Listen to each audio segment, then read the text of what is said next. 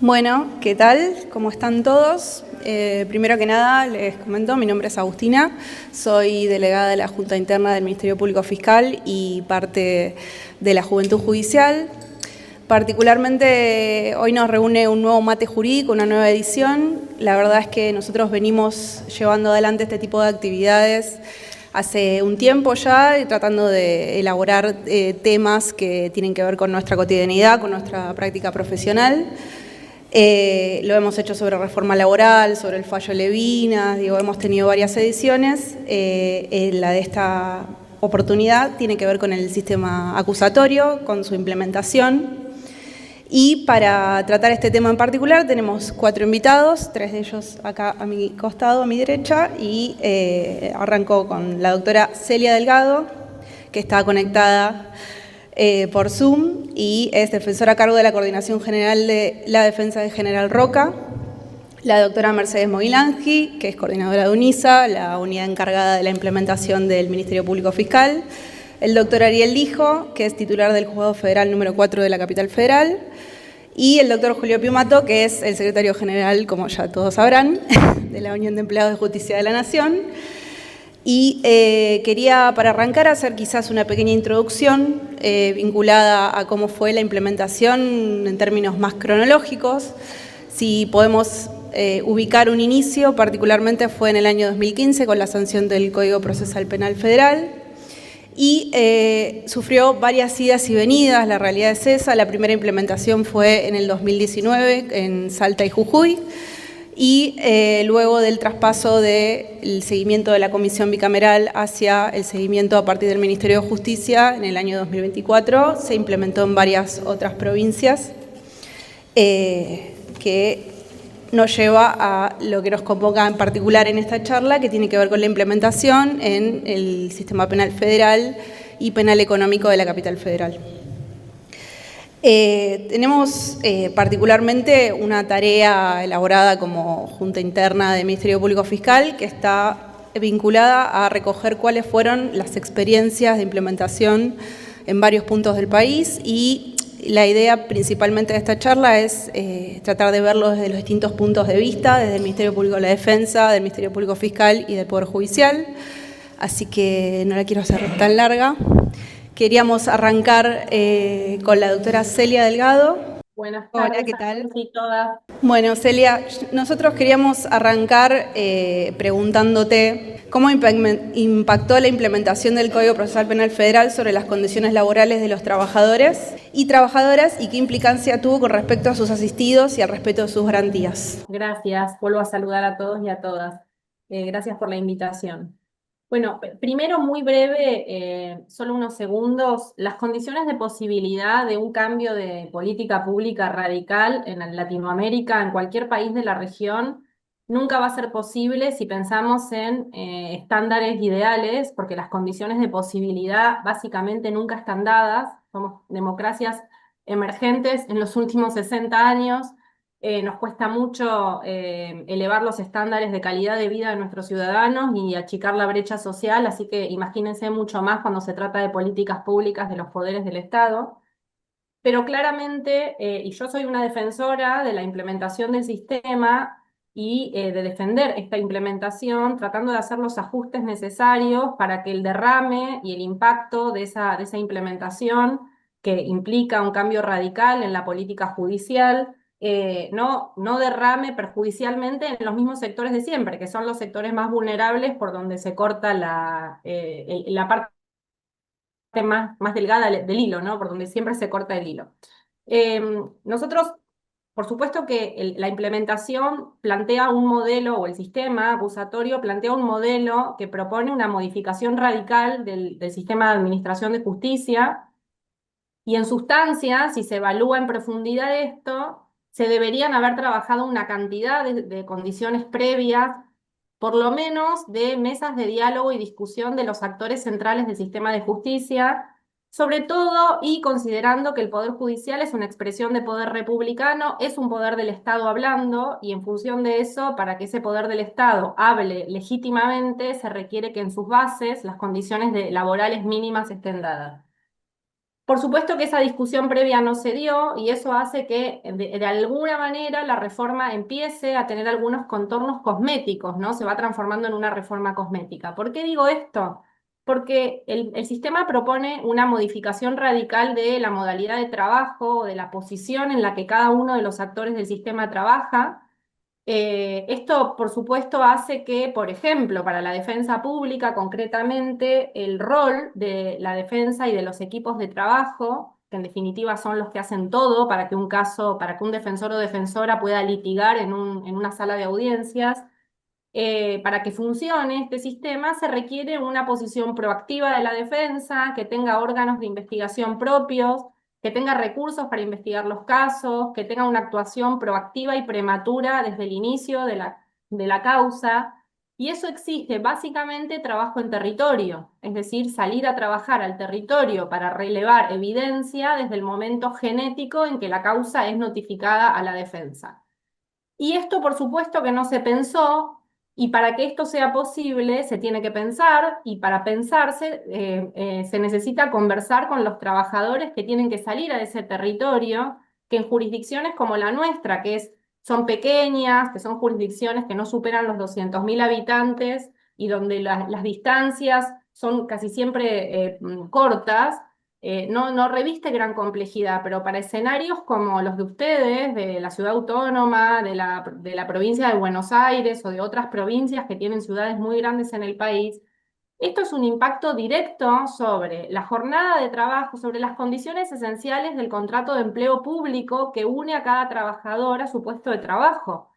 Porque un trabajador judicial en el sistema anterior cumplía una jornada de trabajo, tenía un horario de ingreso y un horario de egreso, un espacio físico previamente asignado y unas tareas claramente determinadas que el trabajador sabía que esas eran sus condiciones de trabajo. Bueno, este sistema requiere, en primer lugar, disponibilidad horaria, porque para poder relevar evidencia en territorio no se puede relevar la evidencia en territorio cuando uno quiere, sino cuando el caso llega a la defensoría, y para que la defensa sea efectiva y se cumplan los estándares de defensa pública eficaz que exigen los organismos internacionales de derechos humanos, se requiere llegar muy rápido al territorio y relevar evidencia muy rápido.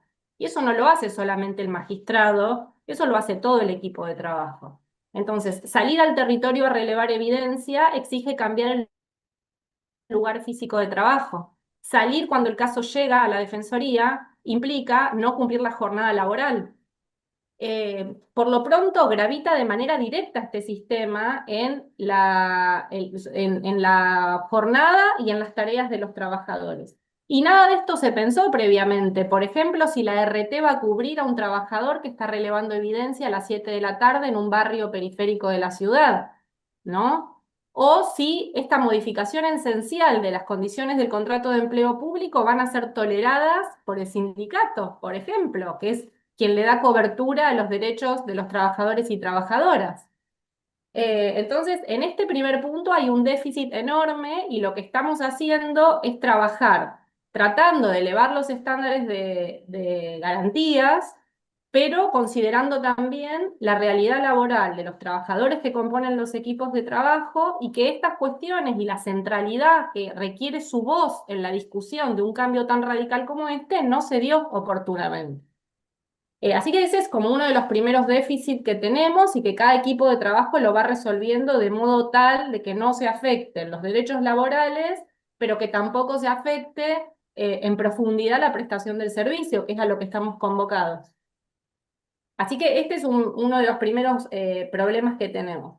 El segundo es que la implementación de un sistema como este sobre una plataforma debilitada de garantías constitucionales va al fracaso. Si las políticas públicas, o por lo menos las políticas del sistema de justicia, en el marco de la implementación reivindican la eficacia del sistema, es decir, el manodurismo y demás, bueno, las garantías no son la base política de la transformación de la política pública judicial. Y entonces es un sistema que asegura celeridad y economía procesal y si no están sólidas las garantías, va a pasar lo que pasó en los países de la región como, por ejemplo, Chile en sus primeros tiempos, donde claramente Los especialistas decían esto es una picadora de carne porque bajaban los índices de prisión preventiva, pero aumentaban en tiempo récord las condenas express, porque en una audiencia en 48 horas había un juicio abreviado y había una condena. Y entonces, ¿de qué escenario de garantías consolidadas estamos hablando si un defensor o defensora se ve obligado a hacer un acuerdo en tiempo récord porque no tiene los recursos para investigar, porque no tiene el tiempo, porque el código establece plazos absolutamente cortos y rigurosos y exigentes y no están dadas las condiciones materiales mínimas para que el trabajo se pueda hacer de manera eficaz y de acuerdo a los estándares exigidos? Así que ese es otro grave problema, ¿no? Si no consolidamos garantías, el sistema es muy lindo, es muy democrático, muy transparente, los jueces toman decisiones en audiencia y ponen la cara y el cuerpo, pero la verdad es que esas decisiones, la calidad o la legitimidad de esas decisiones está seriamente en duda por ausencia de sus presupuestos materiales básicos.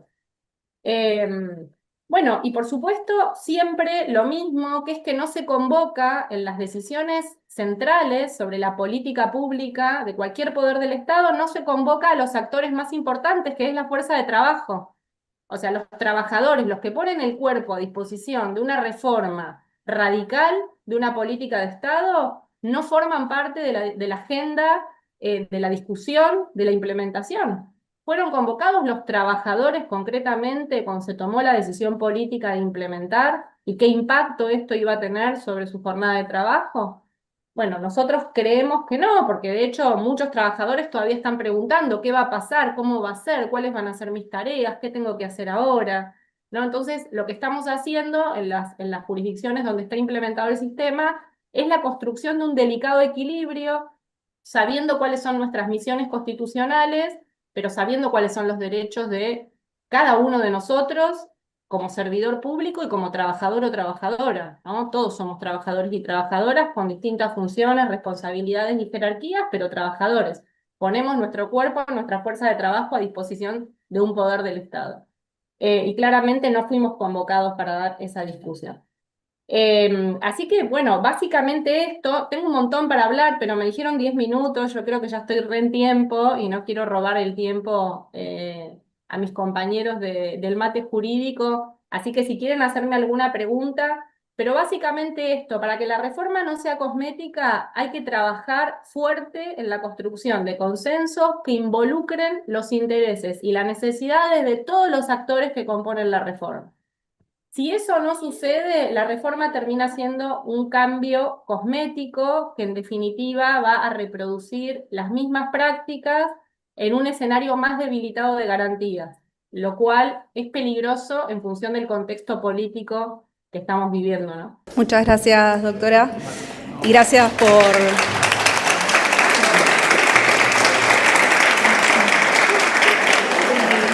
por plantear la situación de los equipos de trabajo, que es algo que no se trabaja lo suficiente. Antes de que me olvide, lo recordé antes, estamos revisando las preguntas que puedan poner en el chat de YouTube y obviamente después de que terminen las exposiciones vamos a pasar el micrófono para quienes quieran hacer preguntas presentes acá. Pero bueno, paso a la siguiente oradora, que es la doctora Mercedes Mogilansky, coordinadora de UNISA. Y particularmente le quiero preguntar por cómo fue la tarea durante estos años sobre la implementación y qué evolución fueron teniendo las distintas jurisdicciones. Bueno, muchas gracias por la invitación. Ante todo, yo coordino la unidad de implementación del sistema acusatorio del Ministerio Público Fiscal. El Ministerio Público Fiscal es, hasta donde yo sé, al menos el único que tiene formalmente una estructura especialmente creada para acompañar internamente la implementación del sistema acusatorio, sí, esto a nivel del Ministerio Público Fiscal. La unidad se creó en 2018, justamente previo a la implementación de Salta y Jujuy. Desde ese momento venimos trabajando con un equipo que por supuesto fue creciendo a lo largo de los años y se fue ampliando y sus funciones también se fueron ampliando, que son de lo más versátiles, ¿sí? Pero principalmente lo que hacemos en la unidad y lo que hicimos desde el primer momento fue, en primer lugar, hacer un relevamiento de cuál es la situación de cada jurisdicción, en el entendimiento de que cada jurisdicción, cada distrito tiene sus particularidades, tiene sus complejidades, obviamente tiene una situación distinta en torno a los recursos humanos, los fenómenos criminales y los lugares en los que se encuentra, es decir, cómo está integrado. Hay distritos que están integrados por varias provincias, hay algunos que están integrados por una sola, y eso impacta, por supuesto, en el modo en el que se van tomando las decisiones acerca de la implementación.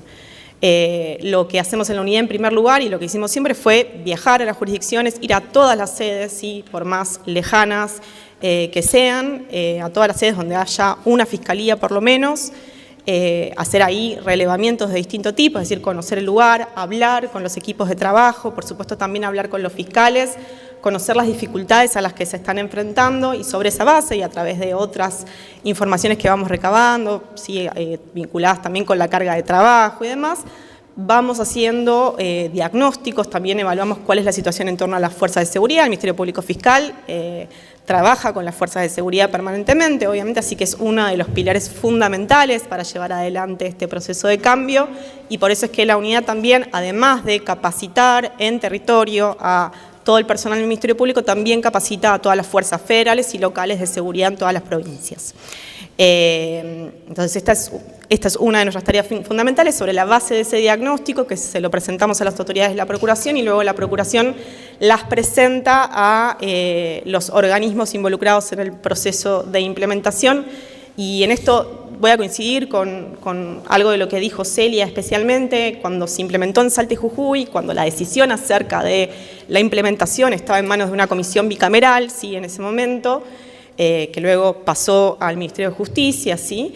En ese momento se generaron mesas interinstitucionales que se reunían cada 15 días previo a la implementación, donde había representantes de todos los grupos, de todos los organismos involucrados en ese proceso, incluyendo al gremio, a las asociaciones de fiscales, en este caso obviamente Poder Judicial, Corte Suprema, Ministerio Público de la Defensa, Ministerio Público Fiscal, y en esas reuniones, que se hacían cada 15 días, se planteaban las distintas problemáticas, se trataban de generar acuerdos y cada uno se iba con tareas a realizar, ¿sí?, en cada uno de sus ámbitos para luego volver a los siguientes 15 días y continuar con ese proceso.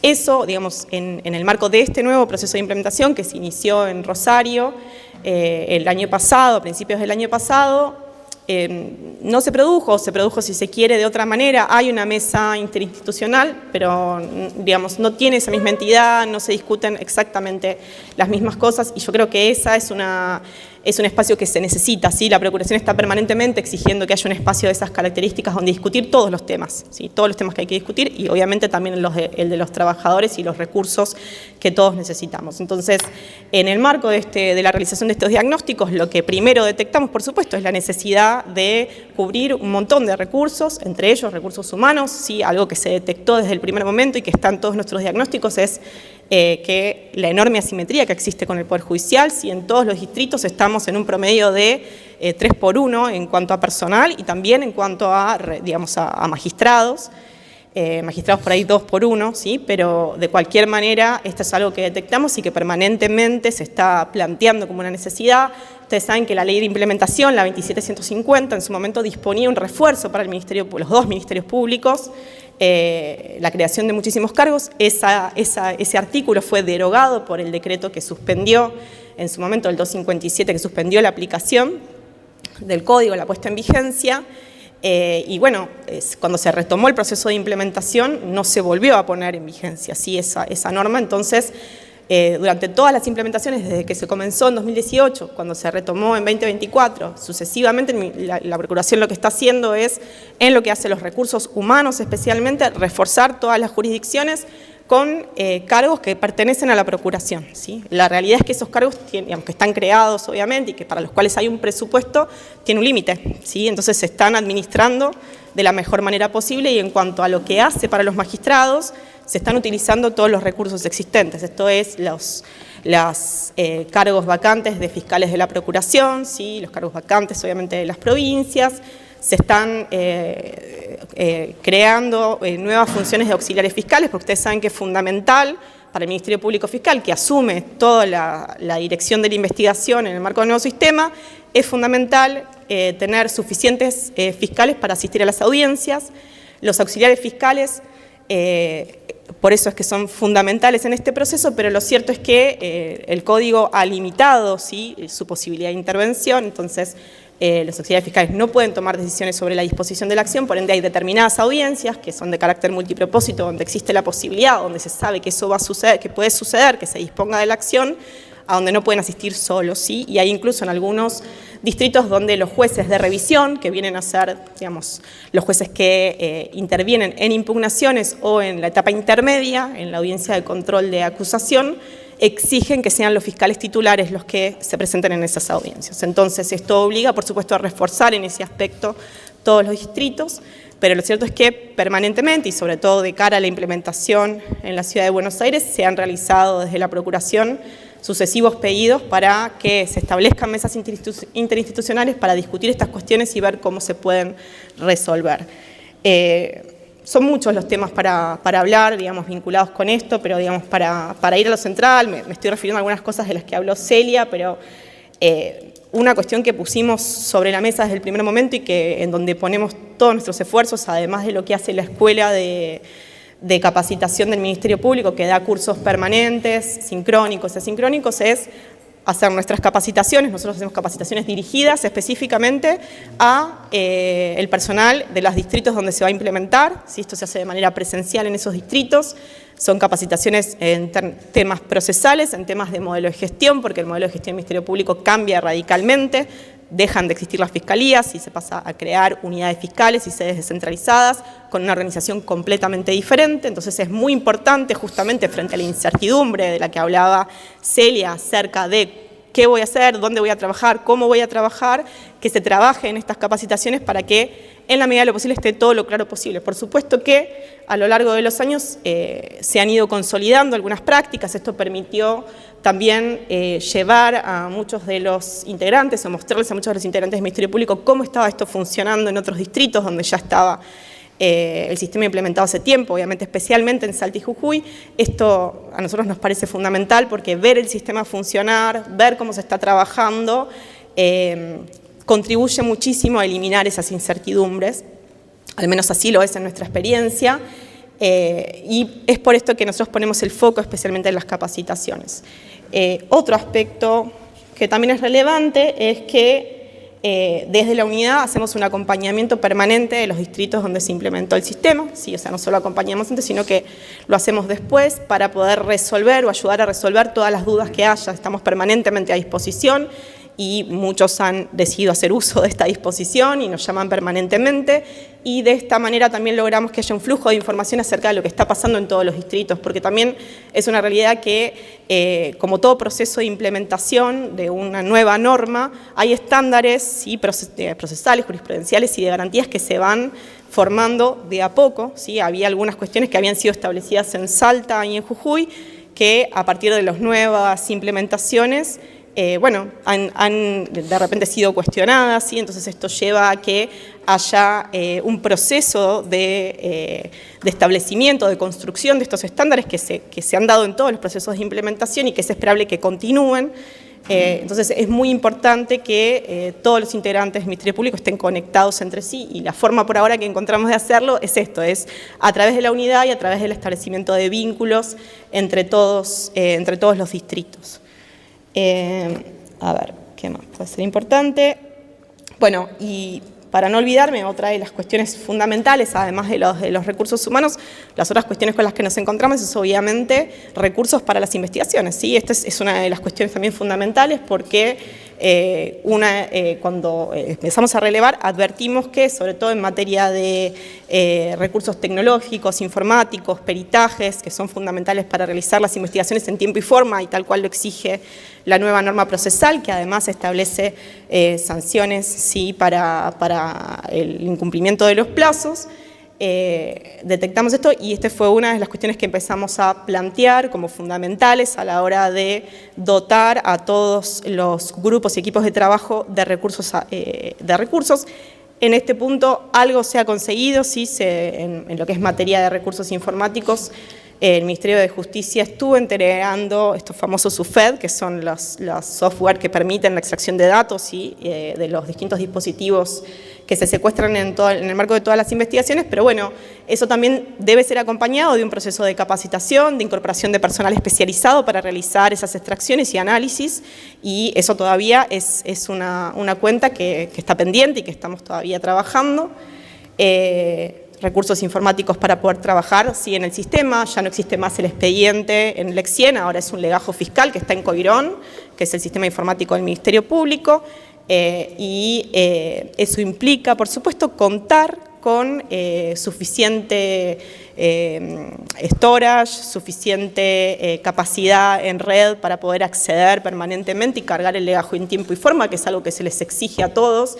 Y en este punto también se hace un trabajo de capacitación y a su vez de incorporación de recursos a través de distintos pedidos y distintas articulaciones con organismos externos, porque lo cierto es que la Procuración no ha conseguido una actualización de su presupuesto, ¿sí? A pesar de la decisión de la implementación, para la cual, digamos, nadie fue convocado, ni los trabajadores, ni por lo menos el Ministerio Público Fiscal no fue convocado tampoco. Y otro de los recursos fundamentales al que no me quiero dejar de referir es el recurso de edilicio. Sí, el Ministerio Público tiene muy pocos edificios propios en todo el país y esos edificios, además, es algo que también detectamos haciendo los diagnósticos, al menos en términos generales, no están en condiciones adecuadas, no solo porque no están en condiciones estructurales ideales, ¿sí? Sino, sobre todo, es que no permiten una organización conforme a la que se requiere en el nuevo modelo de gestión. El nuevo modelo de gestión tiende a un trabajo permanente en equipo donde todo fluya y los modelos de oficinas compartimentadas o de dispersión, ¿no? Tenemos las fiscalías por ahí en edificios distintos en las mismas ciudades.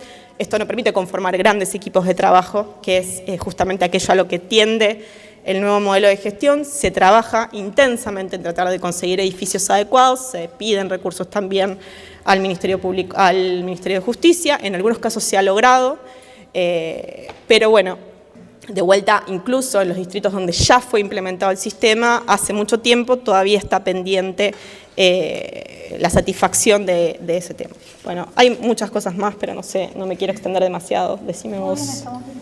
Bueno, entonces... Seguime, chicas. ¿Sigo? Así no tenemos que hablar nosotros. Ah, pero pensé que querían hablar. ¿Sabes cuándo llega Piumato? Bueno, si les, no sé... Perdón. Si les interesa, igual si no me van preguntando y les digo, les cuento más o menos cómo está organizado el Ministerio Público Fiscal en el nuevo modelo de gestión. Las fiscalías, como les conté, desaparecen, ¿sí? Una vez que desde la fecha de implementación se toma esa decisión. Hay un modelo marco de unidad fiscal, de fiscalía de distrito, ¿sí? Todo esto está basado obviamente en la nueva ley orgánica. Son fiscalías distritos integradas por unidades y sedes fiscales descentralizadas. Si es una unidad o es una sede fiscal descentralizada, en este momento tiene que ver con la cantidad de personal con la que se cuenta, ¿sí? Para crear todas las oficinas internas de una unidad fiscal. Para que una unidad fiscal funcione como tal, hay algunos requisitos mínimos y en general la planta de una fiscalía sola no alcanza, ¿sí? A satisfacer eso. Entonces, en general, cuando eso sucede en una sede territorial, hay una sola fiscalía, se toma la decisión de que se hace una sede descentralizada, al menos en líneas generales, ¿sí? Y donde hay más de una fiscalía, en general nos encontramos en las ciudades centrales de las provincias con por lo menos 3 fiscalías, una de instrucción, una ante la Cámara y una ante los tribunales orales. En esos casos se crean unidades fiscales que están integradas por 7 áreas en general, ¿sí? También puede variar o puede haber subáreas que organizan el trabajo de todo el personal en función de las características de los casos a los que se van a abordar. La ley orgánica manda a tomar en cuenta el criterio de la especialidad, ¿sí? Este es un criterio que se tomó en consideración al crear el modelo de gestión, hasta cierto punto, porque entendemos que se tiene que conjugar también con la complejidad de los casos. Bueno, buenas tardes, soy Ariel Lijo.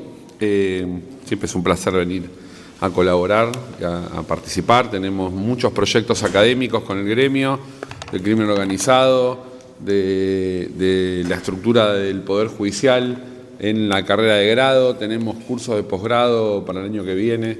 La verdad que desde la Unión se hacen esfuerzos enormes siempre en lo que tiene que ver con capacitación y por supuesto que el tema de la implementación de la reforma es un tema que nos preocupa especialmente.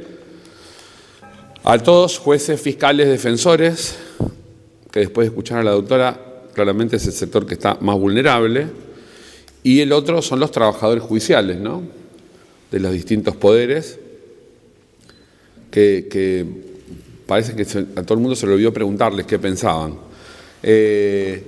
Los sistemas no están en discusión, ¿no? O sea, ya todas las discusiones previas respecto de qué es mejor, qué es peor, mejor que el sistema mixto, cualquiera. Así que imagínense que el adversarial, que encima es bueno, es el que respeta las reglas de los procesos de deliberación democrática dentro de las decisiones judiciales, de cómo los poderes judiciales tienen que resolver los casos, es el que respeta los principios de la democracia liberal más acabadamente, en el que cada uno cumple su función y el juez solamente trabaja de juez y decide los casos.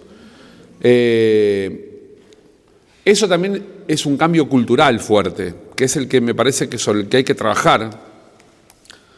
Nosotros el año que viene, hoy recién hablábamos hace un rato, vamos a hacer algunos simulacros de juicio, lo hablábamos con Juan Manuel Olima en una jornada que hicimos en la Universidad de Buenos Aires el otro día, porque la tradición jurídica argentina tiene muy poco de respeto de las normas de los procesos adversariales, partiendo de de cuestiones bastante básicas, por ejemplo, cómo se pregunta o qué preguntas son admisibles en un juicio.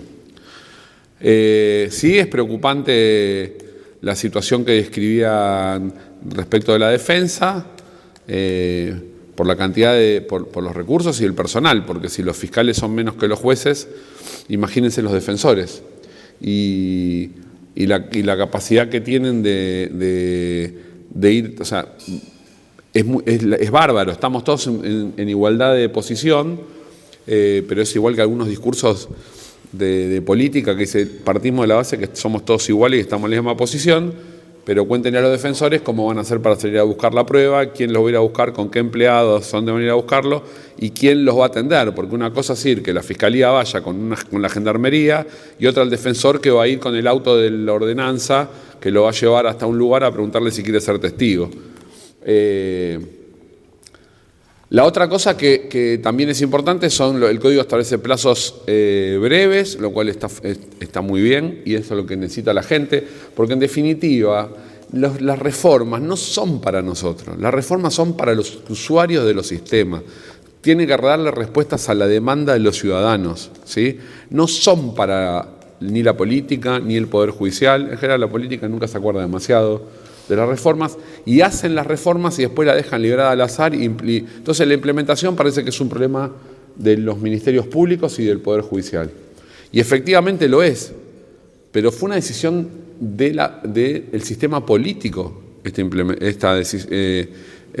sistema y su implementación, y entonces nosotros podemos estar de acuerdo y poner todo nuestra mejor voluntad. De hecho, en la capital, los jueces de primera instancia ya tenemos colegio de jueces, o designamos las autoridades administrativas. O sea, eso es todo lo que está a nuestra disposición y nos estamos preguntando cuántas horas de audiencia vamos a tener, que es algo que, por ejemplo, decían el otro día, el desacople que se da respecto de la cantidad de horas que tienen semanales de trabajo los jueces de garantía con respecto de jueces de otras instancias.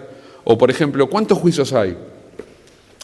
Hay una estadística, porque hasta donde yo sé, el Ministerio Público es el único organismo que 2 años antes de la implementación en Salta y Jujuy estableció una oficina que se ocupe de esta temática. Entonces, bárbaro. A partir de ahí se avanzó, ¿no? El Ministerio Público 2 años antes de la primera implementación. Bárbaro. Sin embargo, ahora ya es un desastre. A pesar de los esfuerzos. No, bueno. Bárbaro, estamos 6 años ya, ¿no? Desde la implementación. Entonces avanzamos. A ver, tener un código federal e implementarlo por regiones y no en todo el país, como parece ser que lo indica la lógica, tiene un sentido muy positivo, que es, miren, implementamos en una región, vemos cuáles son las fortalezas y las debilidades, tenemos una estadística de determinadas situaciones y vemos cómo lo vamos corrigiendo. ¿Cuántos juicios hubo? ¿No? Porque después uno va a otras regiones donde donde la situación es distinta o donde hay una cantidad de jueces de distintas instancias ¿no? que son diferentes. Hay lugares que hay un solo tribunal oral federal, en Buenos Aires hay una gran cantidad, si sumamos a los penal económico, por ejemplo. Entonces, ¿cuántos juicios orales hubo en estos 6 años en Salta y Jujuy o en la región de Cuyo? Bárbaro. Entonces sabemos qué va a pasar con la cantidad de jueces de tribunales orales que hay, si hacen falta más, menos, cuántos juicios va a haber, ¿no? ¿Qué pasó con la actividad de la defensa? Porque la verdad es que lo que pasó de repente es que la implementación apareció como un tsunami sin ninguna de estas previsiones, por lo menos hasta donde yo entiendo que pasó. Así que la buena voluntad está fantástico, porque si no parece ser que es un tema que estamos reclamando, el Ministerio Público reclama presupuesto, la defensa reclama presupuesto, los tribunales reclaman más audiencia. Ese es el menor de los problemas, esa es una condición para la implementación. La discusión, les vuelvo a repetir, no está puesta en si el sistema es bueno o es malo, porque está fuera de discusión. Primero porque es mejor y segundo porque es una ley que hay que implementarla y respetarla. ¿Está bien? Y fin, no es una discusión. La preocupación nuestra ahora es cómo vamos a encarar esta situación y cuáles son las experiencias previas que nos indican en qué puntos tenemos que prestar atención y ponerlo bajo la luz de lo que pasa en los distintos distritos. La región de Cuyo, por ejemplo, el otro día tuvimos un encuentro en la universidad entre AJUFE, AFUN y el Ministerio Público. Seguramente en los próximos días vamos a presentar algunos ejes en común, ¿no? Pero, por ejemplo, respecto de la eficacia que nos decía la doctora hace un rato, la eficacia, bueno, sí, la eficacia es fantástico para prestar una estadística, pero no es, o sea, el objetivo no puede ser la estadística, el objetivo de una reforma, ¿no? Y aparte, estadística de qué? De respeto a las garantías, de condena, de absolución, estadística, de la complejidad de los casos en donde entra. Porque hay distritos que tienen, por ejemplo, Cuyo, que no pasó a la jurisdicción local el tema de narcomenudeo, y entonces tiene una estadística extraordinaria, ¿no? Nos contaban la gente de Cuyo, porque claro, tienen acuerdos, de hecho ya venía pasando con el sistema viejo, que casi no había juicios de narcomenudeo porque hacían todos acuerdos con la Fiscalía. Entonces, es una estadística fuerte y está muy bien porque esos casos los resuelve rápido y hay y certeza para el imputado, una solución rápida, es eficacia, lo cual está muy bien. Ahora, en Buenos Aires, los juicios con funcionarios no admiten ninguna de esos tipos de soluciones alternativas ni reparaciones integrales. Entonces, un fiscal federal decía que la estadística va a ser un desastre. Bueno, la actual no es muy buena que digamos, así que tampoco es que eso sea un argumento muy fuerte. Pero la realidad es que si hay una expectativa sobre eso, ojo, ¿está bien? De hecho, fíjense lo que pasó. No invitamos a los defensores oficiales al encuentro ese. ¿Está bien? Nosotros mismos nos olvidamos. Hicimos un encuentro de jueces y fiscales y no le dijimos a los defensores. O sea, miren, cuando yo digo de que hay una tradición cultural que hay que con la CICSO, sobre la que hay que trabajar, ¿sí? O sea, en un juicio adversarial, el juez no anda interrogando a las partes ni a los testigos, escucha, pide una aclaración y nada más, ¿sí? A mí me pasa a veces que vienen a las indagatorias y defensores que no, del Código Viejo, un sistema que básicamente es inquisitivo y tiene una oralidad actuada, porque entonces uno describe el hecho y dice, bueno, voy a escuchar las preguntas. Yo no tengo ninguna pregunta.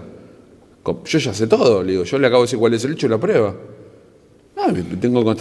¿Quieren que le hagan, que los interrogue?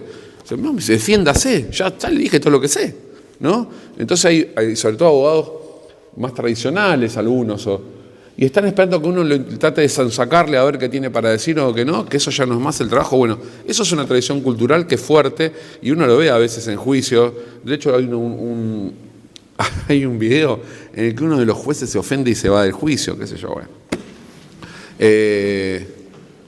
Así que bueno, me parece que ese es el punto central y también cuál es el rol de los trabajadores, el tema de las horas, ¿no? El desbalance de las horas semanales que tienen los jueces de garantía con los que tienen los tribunales de otra instancia y con los trabajadores, ¿qué pasa? ¿No? Ahí va a ir, a eso se lo vamos a dejar a Piumato, ¿no?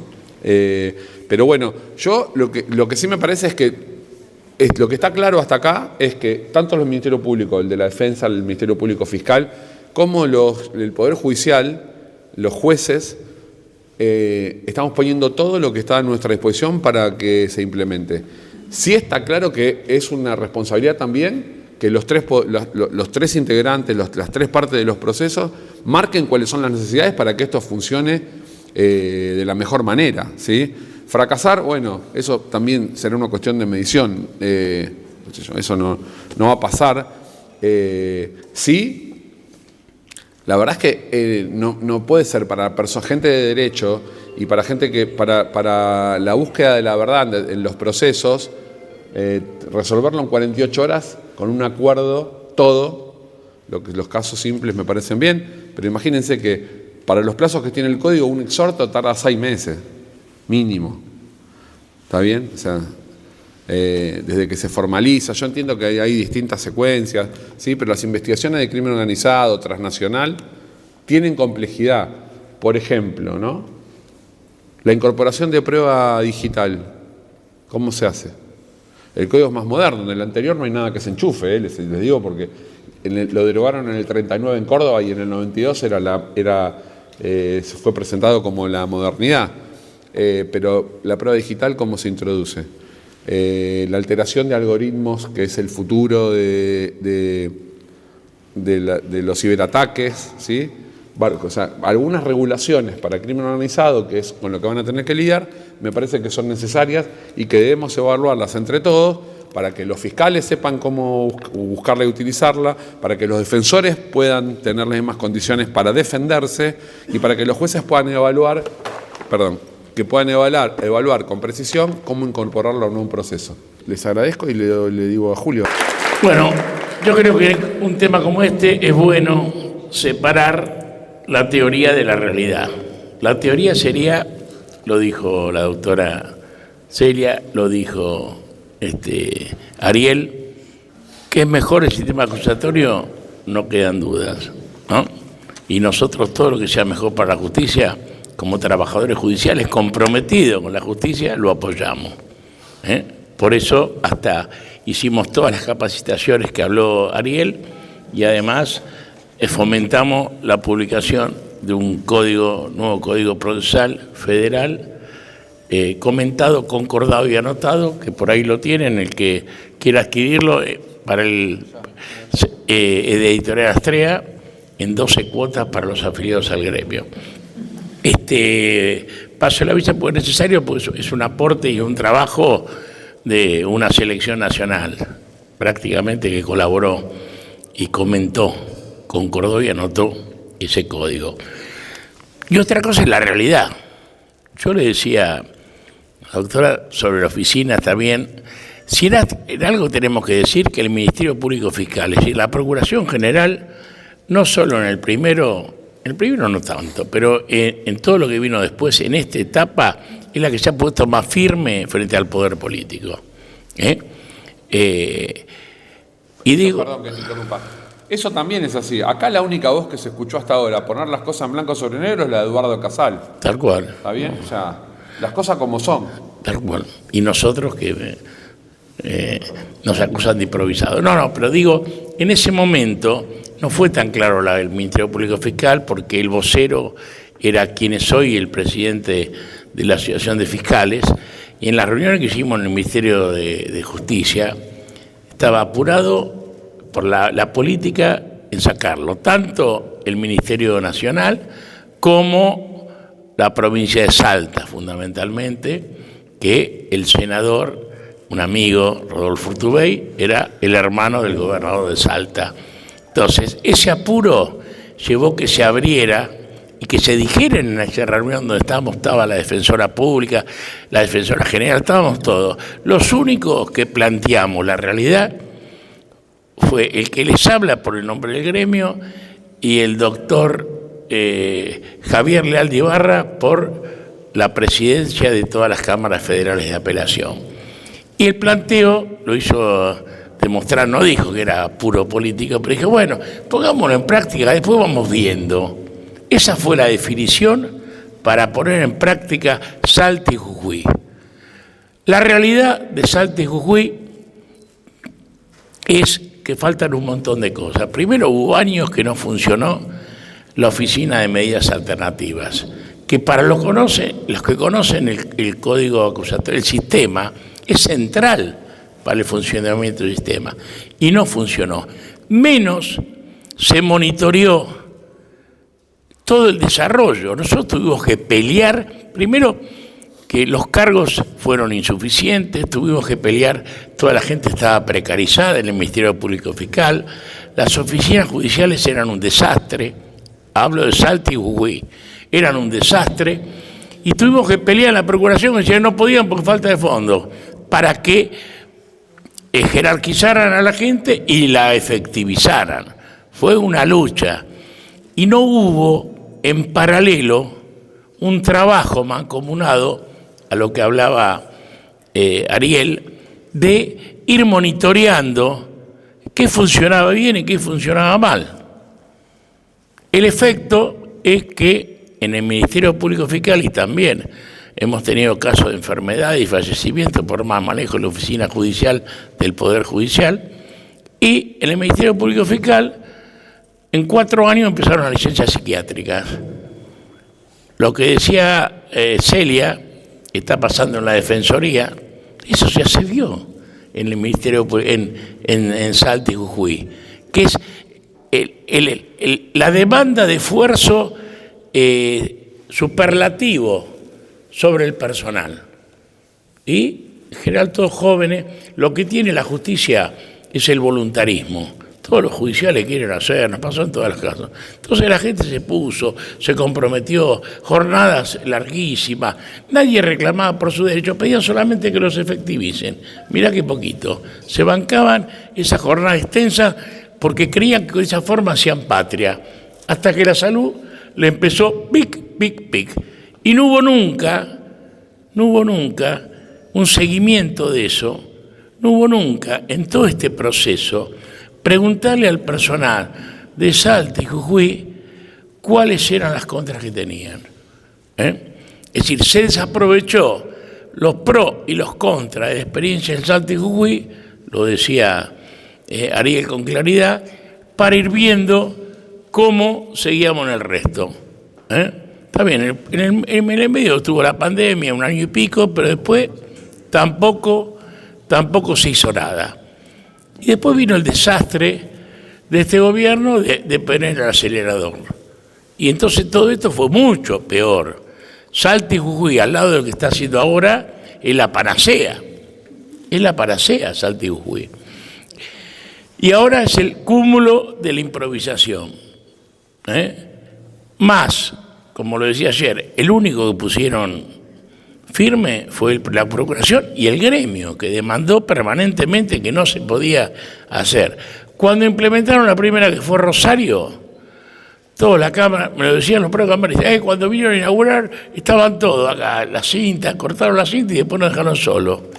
Y la presidenta de la Cámara se quejaba un día que fui, porque esto es un desastre, mirá los lugares que tenemos, ¿no? Pero le digo, pero ustedes dieron el aval. ¿Por qué no se pusieron firme como lo hizo la Procuración? Para decir que tenía que haber otras condiciones. Y no quisimos poner piedras en el camino. Bueno, acá están las consecuencias, le digo yo. Ahora que te den algo, anótate a los premios, porque ya abren Cuyo y abren esto y abren esto. Con la característica, que no está cubierto, pero se acuerdan que hace 1 año, 2 años, o el año pasado, con el tema del problema del narcotráfico, fortalecieron la justicia federal en toda la jurisdicción. Hay un montón de fiscalías nuevas, todas con auxiliares fiscales, es decir, fiscales baratos, fiscales truchos, pues son prosecretarios, secretarios, que cobran como secretarios y trabajan de fiscales. Un disparate. Y que se plantea en los casos donde no está firme la acción de los jueces para no dejarlo hacer, que pueden haber nulidades porque no son fiscales, eso lo decían en el encuentro de la facultad también, no son fiscales designados por la Constitución Nacional. Idéntico situación se plantea con los defensores coadyuvantes del Ministerio Público de la Defensa, que son prosecretarios, son secretarios, que no cumplen, no cobran como defensores, pero asumen la tarea de defensores. Entonces, ya estas irregularidades demuestran la precariedad. Es decir, siempre se avanza en la reforma en lugar de ponerse firme y decir acá no lo hacemos con el más débil. Los que reemplazan a los fiscales y a los defensores son los más débiles, que con el sueño de que los tengan en cuenta para un futuro cargo titular se dejan esclavizar. Y de ahí para abajo pasa lo mismo. Me encantó lo de Celia porque planteó la realidad en una jurisdicción donde ella está, una realidad concreta de cómo se explota. Pero hay en la misma jurisdicción donde está Celia, hubo un fiscal que dijo a los empleados cuando llegaron, digo, bueno muchachos, acá se acabó la joda, acá no hay tiempo más, hay que laburar 24 horas por 7. Más o menos dijo eso. Entonces, la improvisación que lleva y está llevando a los abusos en la jornada laboral, es decir, como que esta reforma que viene a asegurar todo, no hay derechos. Y nosotros decimos siempre, si no hay derechos para los que trabajan en la justicia, ¿este sistema va a ser más justo o más injusto? Porque no hay dos caras de la justicia. La justicia, el valor justicia es uno solo. Se usa en todo el sistema judicial. Otra cuestión es la violación a la carrera administrativa. Eso se llama porque llega un cargo y ¡prac! No respetan el esfuerzo de los que están. Ahora, después sí le piden a los que están que trabajen el triple, porque siempre que llega, en la mayoría de los casos, el cargo que llega, se cubre con un amigo, se cubre con una amiga, un amigo, un pariente o lo que sea. Entonces, ni siquiera se tiene el incentivo de, bueno, me sacrifico, pero cuando ven un cargo nos van a tener en cuenta para la mejoría, ya termino, de la carrera administrativa. Pero esto es muy serio, porque va muy rápido y después queda en tendal. Y lo vemos, nosotros nos preocupa, porque cuando decimos los abusos, el voluntarismo hoy, el funcionamiento en todas las sedes que está, funciona por voluntarismo. Obviamente no hay un criterio parejo, entonces en cada jurisdicción funciona distinto, porque cada uno tiene su librito, y es el mismo código, y es el mismo país. ¿Por qué tiene una cosa que haya realidades distintas y otra que el funcionamiento sea distinto? Esto porque no hay un patrón común de cómo debe funcionar el sistema. ¿Cómo es el sistema? Sí. Ahora, de ahí a cómo funciona, hay un campo. Hay un campo tremendo. Ni que hablar, ahí hacía mención, lo decían, yo ya lo escuché de los fiscales que estaban hablando, cómo hacen para investigar, con qué medios cuenta el poder, el Ministerio Público Fiscal para llevar a cabo investigaciones, que son investigaciones en muchos casos complejas, con 0 medios. Bueno, lo digo, la defensora dijo, lo mismo pasa con el Ministerio Público de la Defensa. Entonces, a nosotros nos preocupa porque la improvisación, que es absoluta, solamente va a llevar al fracaso del sistema, porque ningún sistema funciona con voluntarismo. Nosotros no podemos capacitar a una carrera de atletismo poniendo como ejemplo a una persona que le pase una pata. Y al atleta que le falta una pata sí puede correr, pero no va a correr igual que el que tiene las 2 piernas. Y no nos estamos capacitando a correr en 2 patas con uno que tiene una sola pata. Entonces es imposible porque no hay síntesis, no hay realidad en lo que se va. Y siempre eso lleva a que descansemos en el voluntarismo. Y que el voluntarismo es muy bueno, permite que las cosas funcionen, pero va dejando víctimas por la salud, y esto lo conocemos a lo largo de la historia. Y yo digo, si no hay presupuesto para la implementación del nuevo Código Procesal Penal Federal, ¿qué le queda al resto de la justicia? ¿Qué les queda? No le queda nada. Entonces, no solamente va a fracasar el nuevo sistema federal, sino la precarización va a absorber a a todo lo demás. Y van surgiendo elementos, por ejemplo, la oficina judicial.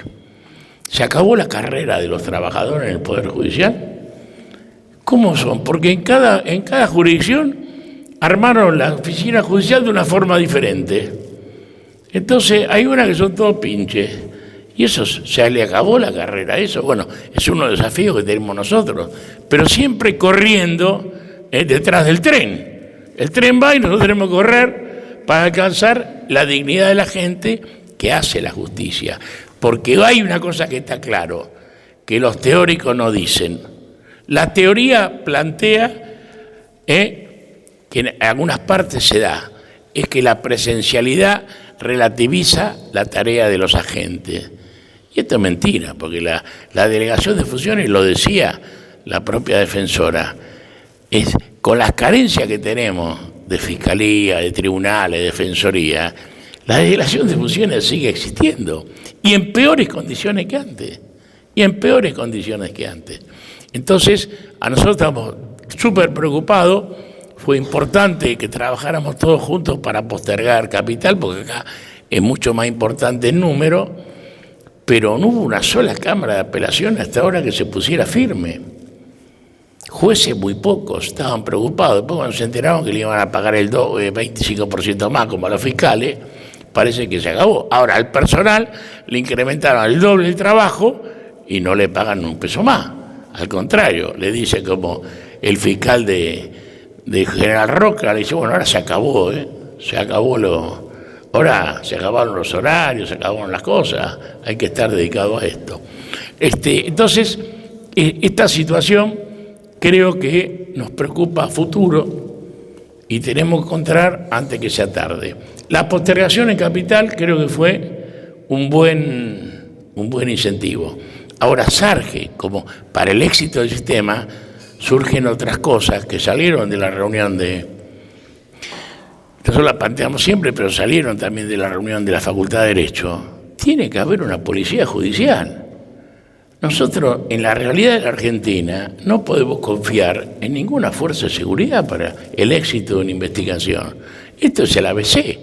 Estaba en el Código LBN y nunca se puso en marcha. Y necesariamente tiene que existir.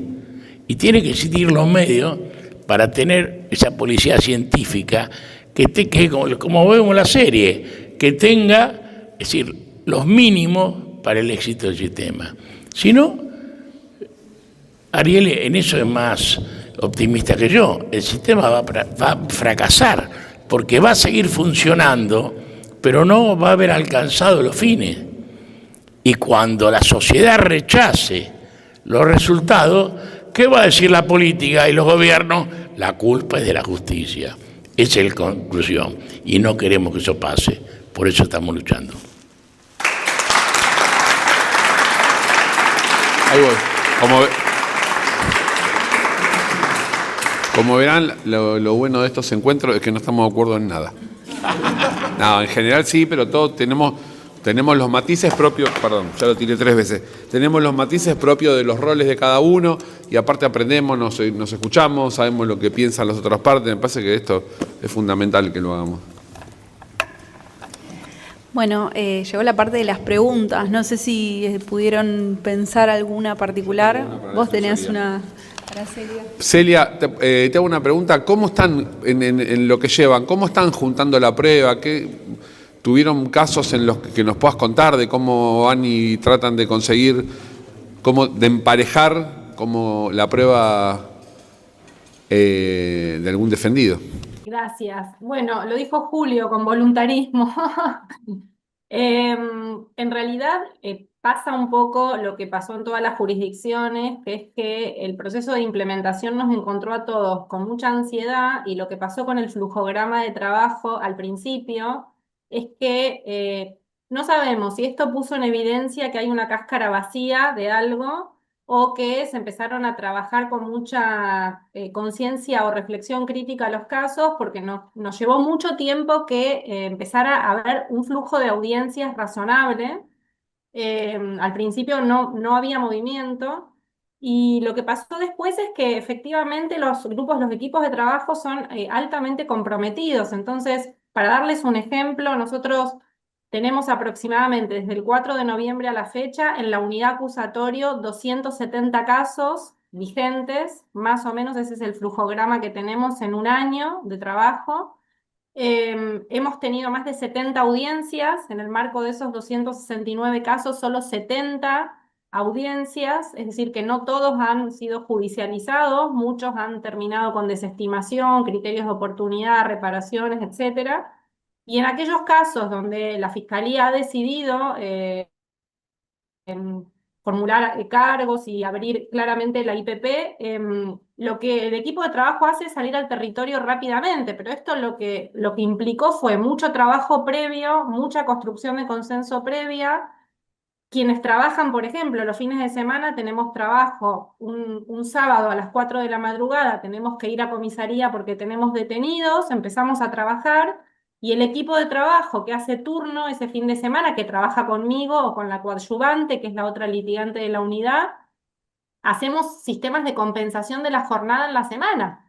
Porque si alguien está trabajando 18 horas corridos, juntando evidencia en territorio, tomando testimoniales, yendo al lugar, acompañándonos a comisaría a hacer entrevista previa o lo que fuera, bueno, después hacemos sistema de compensación en la semana para equiparar un poco la jornada. Pero hay una gran voluntad de trabajo de las personas que componen el equipo, que también tiene que ver un poco con la propuesta del acusatorio, que esto que decía Julio, gente muy joven, que tiene mucho deseo de progresar y nada, y también la propuesta de que un cambio radical como que actualiza la pasión por el trabajo a muchos de nosotros y nos despabila un poco. Y muchos quieren ir al territorio a tomar testimoniales, a recabar evidencia, a secuestrar una cámara de seguridad, a constituirse en un municipio, a ver los domos y las cámaras del lugar.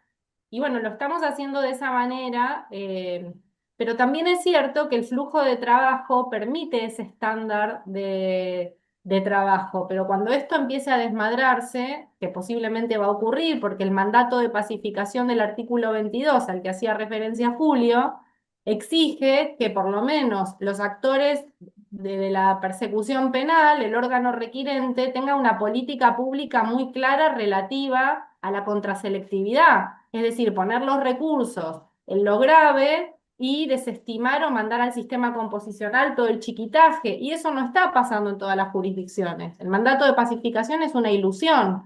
Y entonces, si no hay una política de persecución clara en este sentido, bueno, lo cierto es que los fiscales y las fiscales están destinando su energía vital a una cantidad de casos de pequeña relevancia o de baja preponderancia social, y lo grande se está yendo por los mismos resquicios que se va siempre. O sea que también esto es un gravísimo problema. Ayer justamente hablaba con un fiscal de acá de la región y me contaba que por una circular del Ministerio de Seguridad de la Nación, las policías federales tienen como un claro cometido de identificar en territorio, digamos, en el control del espacio territorial, del espacio público, personas que están consumiendo estupefacientes y tienen la obligación de identificarlos, detenerlos y abrirles una causa.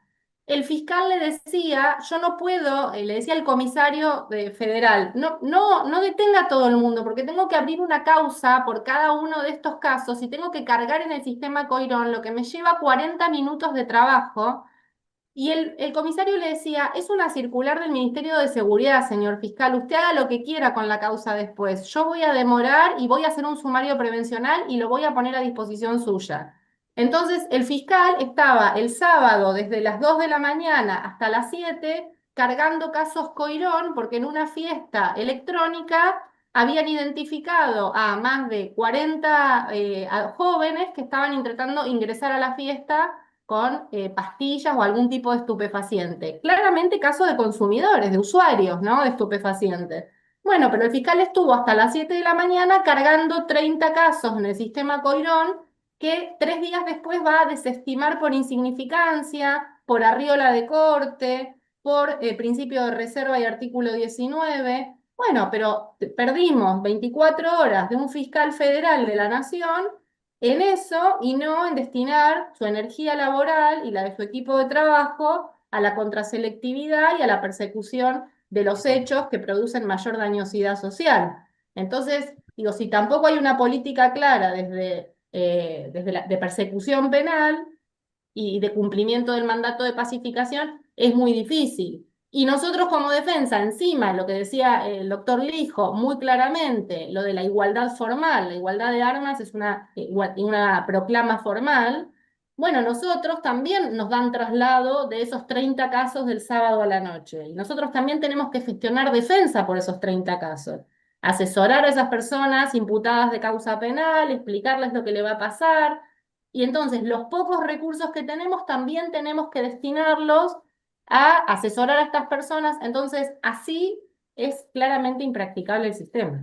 ¿Cómo están pudiendo acceder a la prueba de los distintos casos? A ver, una de las reglas del adversarial es la informalidad, ¿no? Entonces, así como yo tengo abogados que vienen y me dicen, bueno, hágale preguntas. Digo, yo no tengo ninguna pregunta, yo sé todo. Entonces, pasa lo mismo. Los abogados quieren ver el papel, quieren que le manden la aclaración, el COIRON no es compatible con el LEC 100. Entonces se presentan en tribunales, le reclaman al juez que hay una prueba que no está en ningún lado. ¿Cómo están accediendo? La otra cosa que hablamos en la facultad es la necesidad de establecer protocolos. ¿Qué acuerdo tienen? ¿Cómo te ponen al tanto de la prueba que tienes para que las puedas chequear antes de ir a la audiencia y no te presentes a la audiencia y no tengas ni idea de qué se trata? Voy a tratar de ser breve y concreta, pero es una pregunta que tiene muchos aspectos centrales para contestar. El primero es que quiero aclarar esto porque sobre esto hay una gran confusión. El sistema plantea desformalización, que no es lo mismo que informalidad. El sistema no puede ser informal bajo ningún punto de vista, porque el sistema necesita formalidad para generar seguridad jurídica y para que esa igualdad de armas, que es una proclama formal, sea en potencia una realidad, al menos en algún momento. Paradojalmente, les cuento brevemente una experiencia. Yo fui defensora 10 años en Río Negro, en mi provincia. La defensa no es autónoma y depende del poder, está dentro del Poder Judicial y dentro de la Procuración. El Procurador General es el mismo jefe de fiscales y defensores. Paradojalmente digo, porque en un sistema que no respeta los estándares de autonomía y autarquía que la defensa tiene que tener para dejar de ser raquítica y estar fortalecida para dar una pelea real en un escenario de igualdad, pero paradojalmente, cuando Río Negro pasa la reforma procesal penal en 2017, la Procuración compra un sistema, un software que se llama Sistema Choique, que es un sistema, un software interactivo en el que participan Fiscalía y Defensa. Ese es el legajo fiscal, el Choique.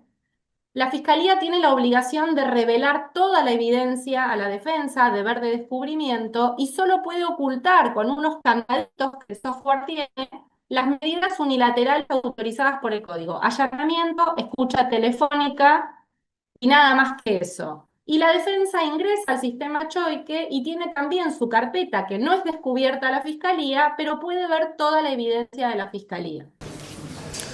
Hola, mi nombre es Alejandro Martínez, yo soy de la TIP de la Procuración General de la Nación.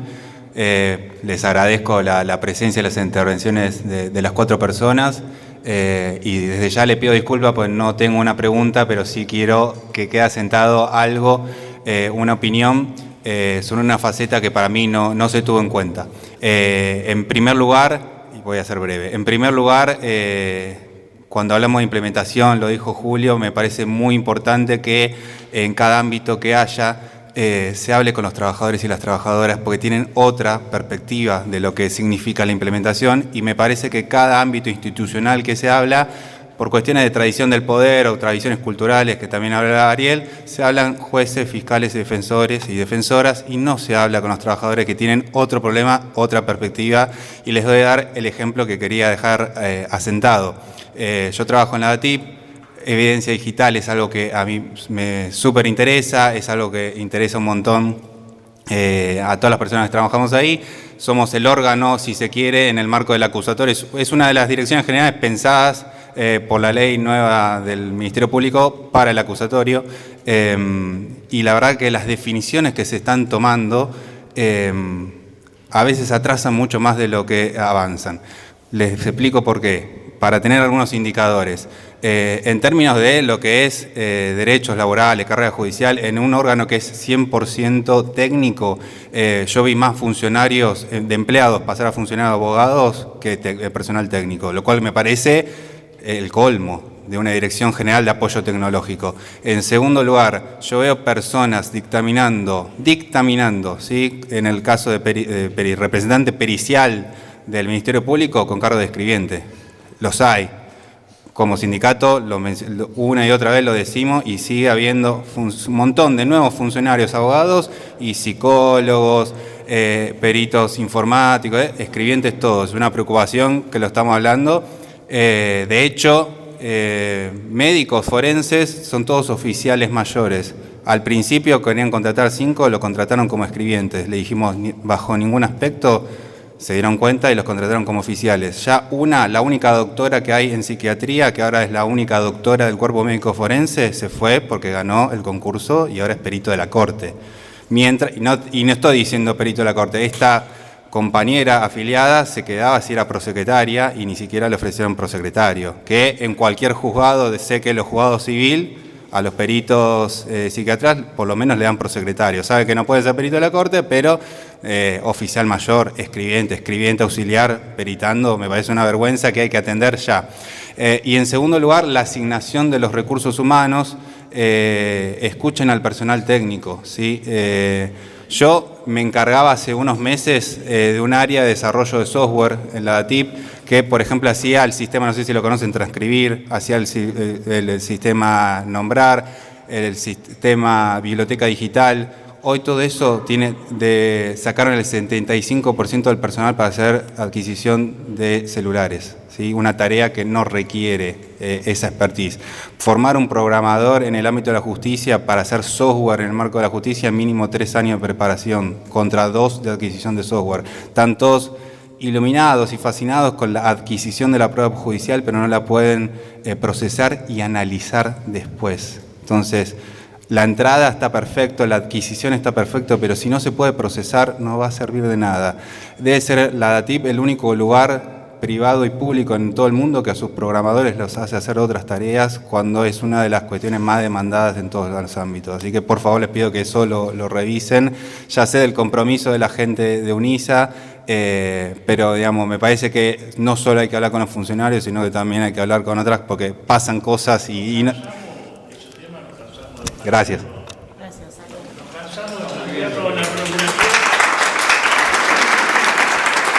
Rocío y Yamil, sin éxito.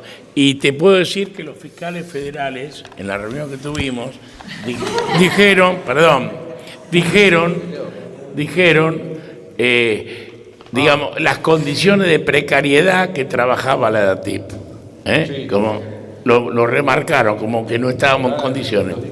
Por un lado, no voy a negar nada de lo que acá comentó el compañero, sí, quizás aclarar que puede ser que en el caso de la DATIP, digamos, no se haya dado ese proceso, no lo sé, y voy a retransmitir lo que estás diciendo, pero más allá de eso, digamos, lo que te puedo asegurar en algún punto es que con los empleados se habla, nosotros justamente nos dedicamos en buena parte a eso, a viajar, es lo que acabo de decir, un poco viajar a todas las sedes, a cualquier lugar, y lo primero que hacemos es hablar con el personal de las fiscalías, también con los fiscales, por supuesto, y también con las auxiliares fiscales, porque el relevamiento de esas necesidades, digamos, la percepción de ellos no es reemplazable ni por Coirón ni por ningún otro elemento que nosotros podamos usar para evaluar cuál es la situación real, ¿sí?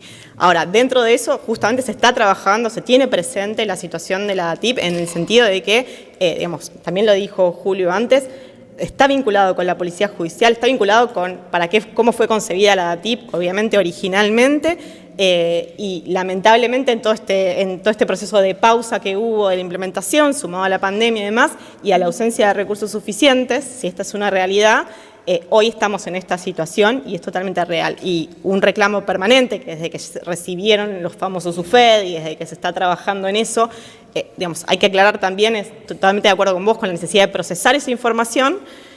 También es cierto justamente que se necesita que la gente sepa usar esos softwares, ¿sí? Y los puedan analizar. También, lo cierto también es que hay mucha gente en las fiscalías que toma la decisión de querer analizarlos ellos directamente, ¿sí? Hay que trabajar ahí también mucho. Pero lo cierto es que se está trabajando en ese refuerzo de la DATIP y de a poco se está intentando conseguir eso. El valor y la jerarquización de las tareas interdisciplinarias es uno de los ejes para nosotros de la reforma del modelo de gestión del Ministerio Público. Bueno, o sea, está bien. Puede ser que no se haya... Está bien, puede ser que no se haya logrado, pero fíjate que en todas las resoluciones de implementación de todos los distritos se le dice a las fiscalías de distrito, a quienes son designados, que los cargos que se dan, en los cargos que se dan se consideren la necesidad de cubrir otro tipo de profesiones, ¿sí? Que no solo tienen que ver con las cuestiones informáticas, sino también contadores, psicólogos, trabajadores sociales, que son fundamentales para todos los aspectos del sistema. Entonces, este es uno de los puntos sobre el que se está trabajando, sin perjuicio de que sea real lo que vos estás contando, ¿sí? Solamente eso. Lo otro, perdón, una cosa que quiero aclarar es, con respecto a los fiscales de Rosario, son fiscales, ¿sí? No son auxiliares fiscales, hay muy pocos auxiliares fiscales hoy en Rosario, se crearon muchos cargos por ley, esos cargos fueron cubiertos, sí, como interinamente, pero esas personas ejercen y cobran como fiscales, ¿sí? Solamente quería aclarar eso. Sí, el doctor Lijo se tiene que retirar porque tiene otro compromiso ahora. Si alguno tiene alguna pregunta, alguna inquietud que hacer.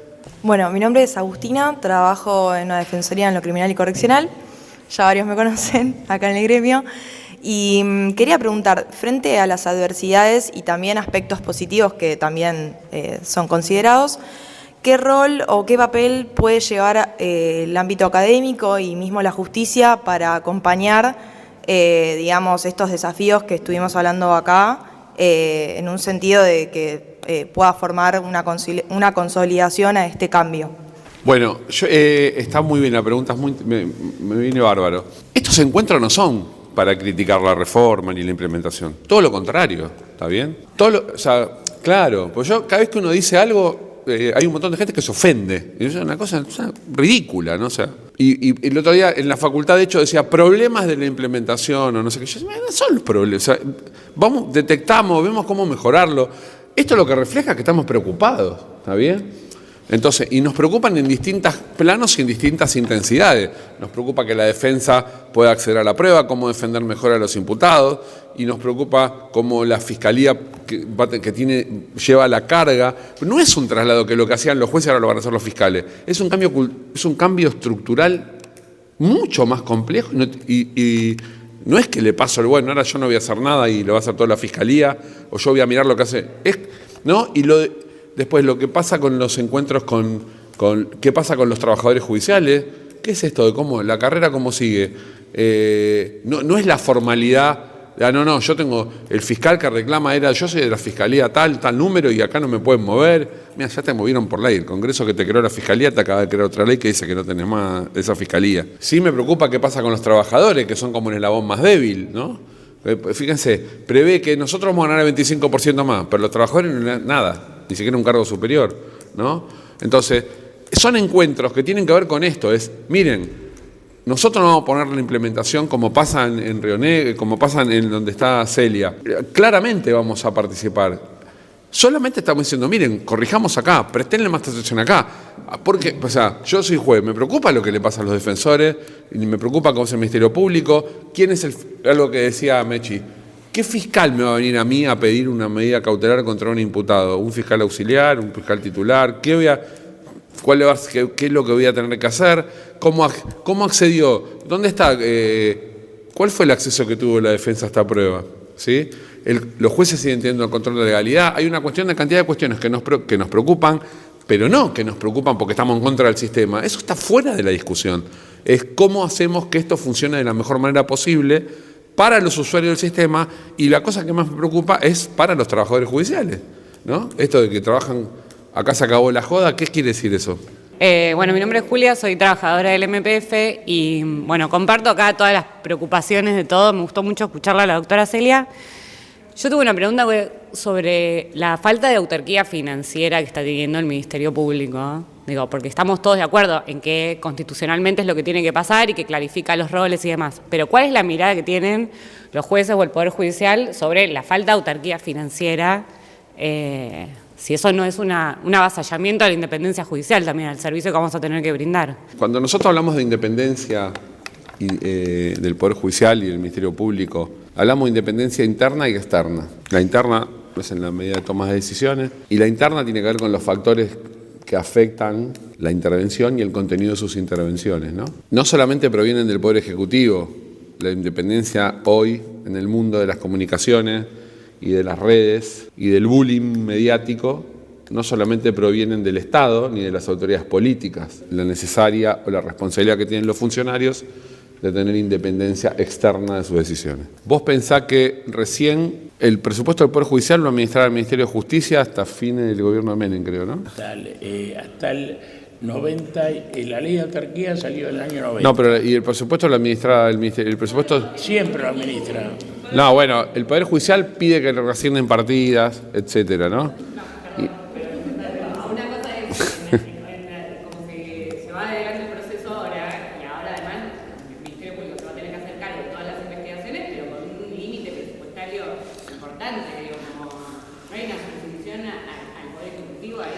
No, a ver, especialmente el aspecto económico y el volumen que le querés dar a uno de los organismos del Estado está siempre condicionado por el presupuesto.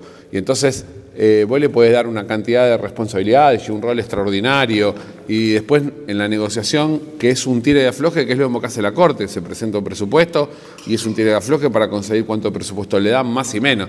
Y aparte tenemos que tener en cuenta esto, es todo fantástico y ahí podemos hacer autopistas virtuales, digitales, que dirijan todo el país, pero vivimos en una sociedad, en un país que tiene prioridades que tienen que respetar, sobre todo de los más necesitados. Y entonces siempre es un tironeo. Sí, lo que parece ser es que si es una decisión pública, debería ser lo suficientemente integral como para darle al Ministerio Público como una condición sine qua non, por eso también me parece bien que hayan postergado los recursos necesarios para que haga las cosas, para que funcionen bien, porque si no pasa lo que dice Julio, nosotros le dimos todo y lo hicieron mal. Y sobre todo para que no paguen los trabajadores, los empleados, nuestros compañeros judiciales, que son los que hacen casi todo lo que nosotros hacemos, ¿está bien? Nosotros, por supuesto, tomamos la decisión, dirigimos los equipos, pero los que están todo el día y hacen todo el trabajo que nosotros podemos exponer son nuestros compañeros que están desde el pinche hasta el secretario. Esa es la realidad de los tribunales. Cuando uno toma una decisión, pasó, qué sé yo los veo en los chicos que trabajan con nosotros, que ellos siguen todo despeinado, que yo digo, ¿qué es lo que te pasa? ¿Y qué hace? Un mes que lo vuelvo loco. ¿Está bien? Entonces, sí, lo que decís vos es así. Tiene que haber una lógica y tiene que ser coherente la decisión del poder político. ¿Vos querés decir algo de eso? Sí, yo agrego una cosa.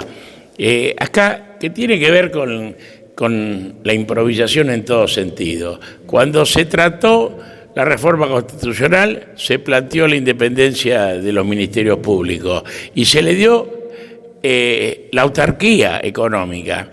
El Poder Judicial la tiene desde antes, pero no es un derecho consagrado en la Constitución, se olvidaron de ponerlo, pero tiene la ley, aunque eso que ingresa no alcance. Y después del 94, recién 22 años después, o 23 años después, salió la ley de autarquía financiera del Ministerio Público y de tanto la Defensoría como la Fiscalía, y la vetó Macri. Entonces están sin ley porque está vetada la ley. Entonces, lo primero que hay que hacer, que el poder político quiere hacer, es decir, ya hoy nosotros sabemos que una cosa es la autarquía y una cosa los fondos, porque mientras el Poder Ejecutivo tenga la facultad de manejar el cambio de partidas, va a pasar como el Poder Judicial, ¿viste? Fueron solo pocos los momentos donde el nivel de ingreso era mayor y al Poder Judicial le sobraba la plata, incluidos los ministerios públicos en ese momento. Entonces, una cosa son los fondos y otra cosa el derecho que le da la autarquía a percibir los fondos. En ambas cosas estamos improvisando, y eso afecta, improvisamos de antes, y eso es otra de las cuestiones que afecta esta transformación central que tiene todo el sistema penal federal en la Argentina. Les agradezco, les pido disculpas. Bueno, cualquier cosa que quieran, que necesiten, que para cualquier otra actividad, hablan pueden hablar con Ariel, con cualquiera, armamos una actividad. Contamos con todos ustedes y con quienes quieran decir, y con Celia, por supuesto, que estamos a hacer venir a trabajar de fiscal en el juicio. Mira, ya tengo el fiscal del juicio. Sí, ¿sabes que sí? Celia va a venir ¿vas a ser jueza o fiscal? Después vamos a tirar la moneda. En un simulacro de juicio vamos a buscar un caso real que haya sido resuelto bajo estas reglas de crimen organizado, que por supuesto ya sé cuál es, pero no se los voy a decir para que no lo anden buscando y lo encuentren. Y vamos a hacer un simulacro de juicio que básicamente va a ser para que aprendamos entre todos cuál es la práctica, cómo es Cuando Celia le pase al defensor el ancho para que se oponga a la pregunta, le voy a... y entonces después podemos comparar los resultados con el caso real, ¿sí? Se los digo porque me pasó que en la experiencia del juicio de la teatralidad de un caso real, el juicio le fue mucho mejor al defensor que en el juicio real. Así que es muy interesante porque así realmente podemos ver cómo funciona un juicio, que bueno, igual tenemos otras cuestiones, solamente el juicio es un aspecto de todo lo que hablamos. Les pido disculpas que realmente me tengo que ir, si no imagínense que soy más larguero que Piumato, pero les agradezco. Gracias, chicos, perdón. Gracias a vos.